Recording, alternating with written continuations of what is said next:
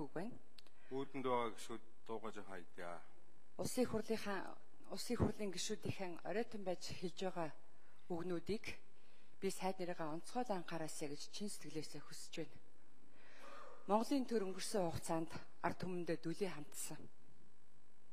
Тэдэнд маань дэшээ тэнгэр хол доошоо газар хатуу байсан учраас сая тойрогт ир дэвшигчд улмаар сонгогдсон гишүүдэд хандаж хэлсэн үгнүүд энэ танхимд цоридж байгаа гэж ойлгож хүлээж аваарай гэж би нэгдүгээр хүсэж байна.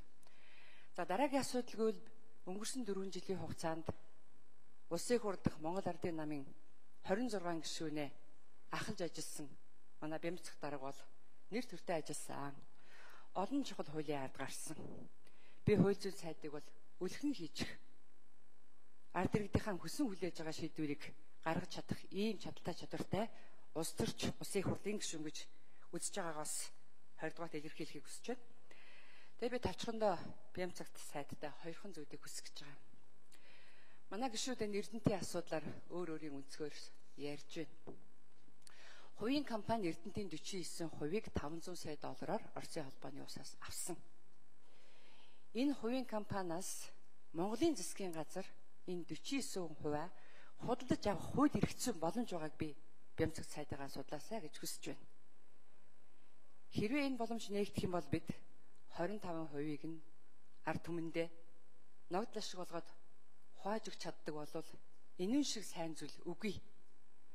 Төр ард түмэн Монголын баялаг хүн холбоотой байна гэдэг бол энэ Монголын ард түмэндээ бол их тустай их сайхан элгийг төвтөлсөн ийм үйл хэрэг болно гэж би бодож байгаа учраас энэ асуудал онцгойлон анхаарч судлаасаа гэж хүсэж байна. За хоёрдугаарт миний нэг уйлаг болгоод байгаа эрүүгийн хуулийн шинжилсэн найруулгын асуудал байгаа.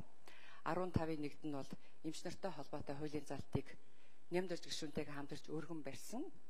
За засгийн газраас санал авчихсан бэлэн байж байгаа. Би нэг асуудлыг нь яриад байгаа болохоос ш энэ чиглэлд анхаарах олон асуудал байгаа юм байлээ.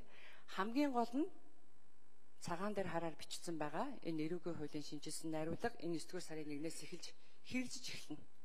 15-ийн нэгд нь эмч нартай холбоотой асуудал байгаад байгаа юм. Энэ бол иргэн хүний эрүүл мэнд амь настай холбоотой асуудал учраас их санаа зовж байгаа. За энийг бид хойшлуулах юм уу, засаж залруулах юм уу?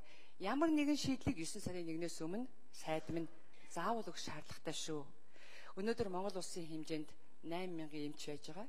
Хэрвээ энэ эрүүгийн хуулийн шинжилсэн найруулгын 15-ийн 1-ээр энэ асуудлыг шийдэх юм бол эмчийн буруутай үйл ажиллагаанаас иргэн хүний эрүүл мэнд амь нас хохирох юм бол 1-3 жил эрхийг нь хасна.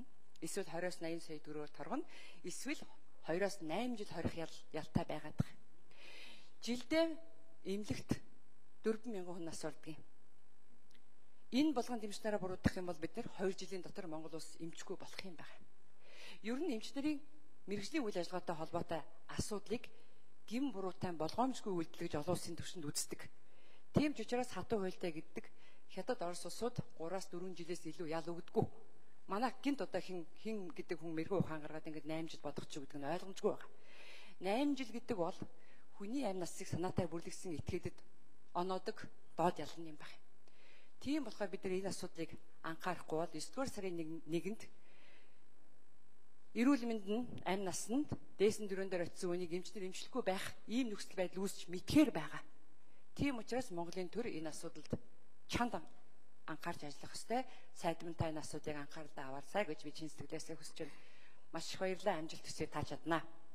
За саран гэрэл гишүүн үг хэллээ.